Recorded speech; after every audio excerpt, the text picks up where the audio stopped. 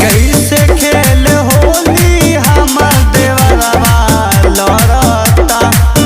मोर पियावा रहता दिल्ली नहीं होली में आवता।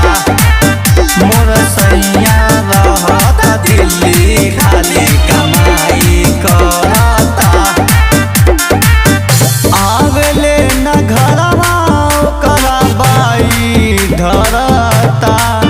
मोर पियावा रहता दिल्ली नहीं होली में आवता।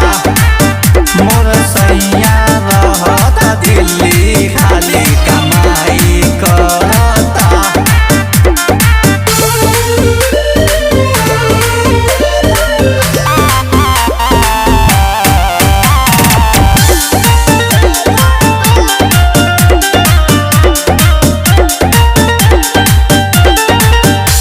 लागत चढ़ी नहीं फगुआ के रंग हो। कही के नहीं अइला सैया करेला तंग हो। कैसे दिल के बताई हो बात कैसे समझाई हो। सोची सोची साखी हो रोआई आवता। मोर पियावा रहता दिल्ली नहीं होली में आवता।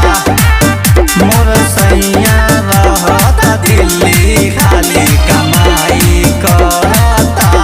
परेशान हो गइल बानी हो।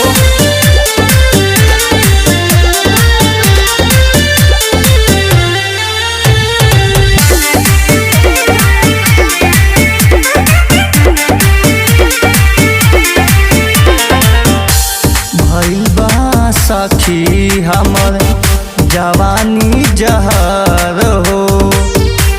छोड़ी के चल गइले सैया शहर